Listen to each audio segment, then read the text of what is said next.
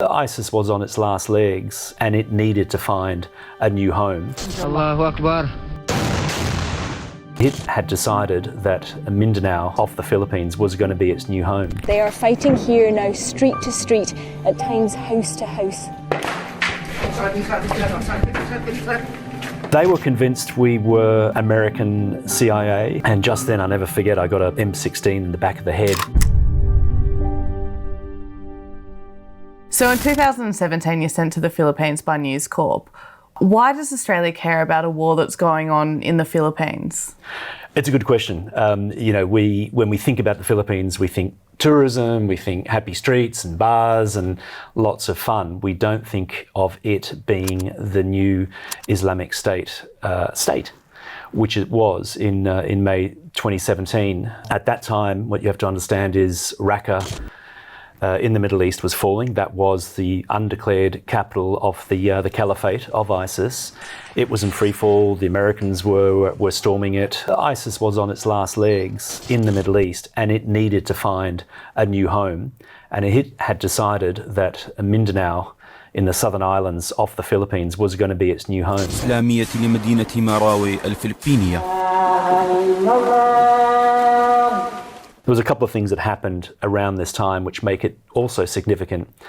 Turkey began running direct flights to Manila, commercial flights for tourism and other purposes.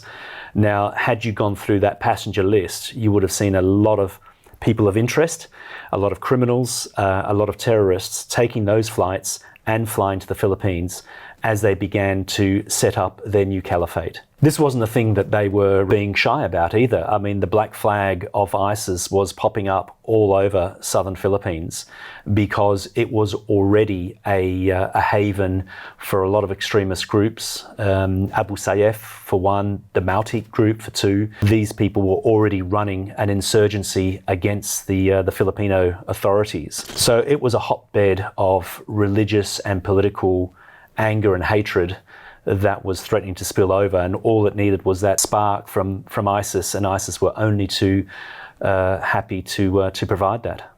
What could have been the implications for Australia had they been successful? It's right on our doorstep.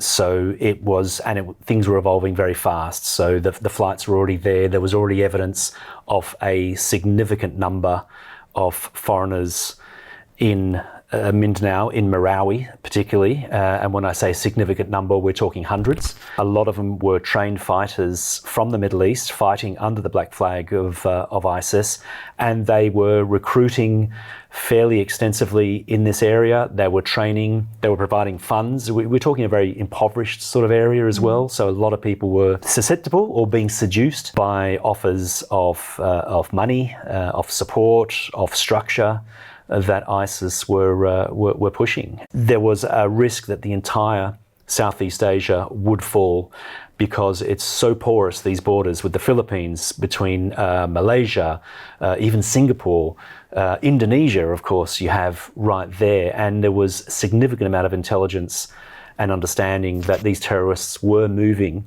between these multinational archipelago islands for the sole purpose of establishing a new caliphate in Southeast Asia.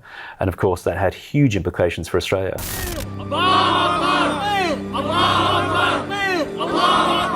What was it like standing in the middle of that as that was playing out? I've done a lot of war zones. I've been to a lot of locations, and you generally know, in that direction are the bad guys and this direction are the good guys. The problem about somewhere like Mindanao, you didn't know friend from foe, and so you're very much exposed. Also, you stood out a lot more than, say, another location where you could perhaps pass off as someone of a Middle Eastern appearance. In this instance, there was no way. I looked local, so you were already standing out, and of course then you start donning a vest and a helmet, and you start running with the local military there, and you make yourself a target for ISIS. They were looking for foreigners as well, so we were being shot at with 50 cal. In fact, my local driver, who I was paying, translator, I should say, driver translator, he was everything here for us, assisting us. He was shot at with a 50 caliber bullet as well. That shell came from seemingly nowhere. I mean, we thought we were safe in the position we were at, and yet a stray 50 cal bullet comes whizzing in, and he happened to be leaning up against a steel pole, and it went into the back of the steel pole. I was walking towards him at the time, and he sort of flung himself forward, and I thought he was sort of joking or fooling around, and hadn't realised that at that stage that we were actually being shot at. Funnily enough, the last time I'd been to the Philippines, myself and a photographer went there for a coup, and we were taken by the coup rebels, taken with a gun, M16, to the back of our heads, and that was hair raising as well. So I already was quite wary of how things could turn. In that instance, it was martial law. The streets were empty. We had a permit to be on the streets at a certain hour as we were making our way to where the Australian ambassador had been taken hostage under these warlike conditions. It was a coup. And we stopped, as you do, to have a pee in a park, and it was just like, oh, we're just gonna have a pee before we keep trekking. There was no taxis, there was no one around. You couldn't, very hard to move except for walking. And just then, I'll never forget, I got a M16 in the back of the head, and I turned slightly. I just sort of turned my head to the photographer and said, "You're not going to believe this, but I have a machine gun at the back of my head." And his words to me were, "Oh, you too." And of course I turned around and I could see they were very agitated rebels with the guns at our heads at that stage as well. And they were convinced we were American CIA who were providing armaments and or explosives to the government, to assist the government to somehow attack the rebels. They were the rebels themselves. So we only found that out when we were paraded and being photographed by the local media. And I'm like, don't take photos of us, we're the media as well. And they're like, no, you're not, you're hostage.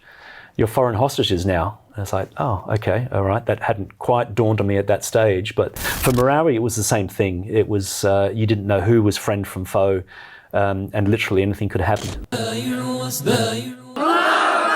The Battle of Marawi, even though it was 2017, what makes that relevant now is it was the fall of ISIS that gave impetus to them wanting to set up a new caliphate. What gives it an edge now is it's the rise of the Taliban that authorities all over Southeast Asia feel it could embolden militants all over Southeast Asia. And now, make no mistake, there are thousands of them.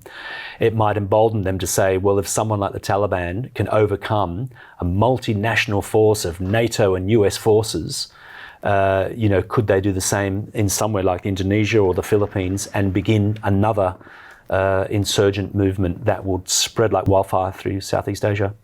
It must be an unusual situation for you where you've spent, in this instance, 2 weeks in the thick of it, being shot at, seeing people be shot at, presumably seeing people be killed, and then you get a ticket out, you get to go and get on a plane and you go home to Australia, to Sydney. It's always one of those things that it's like, okay, your mission brief, your assignment brief has been met. It's time to go on to the next story. And in the case of the Philippines, we wanted to stay on. We was like, well, we don't feel like we finished our business here, even if the reading public may have been losing interest, or the media is losing interest. We feel this story, there's still stories to tell here, but it's moving on to the next story, and there always is another next story. So you leave and start again in a different country.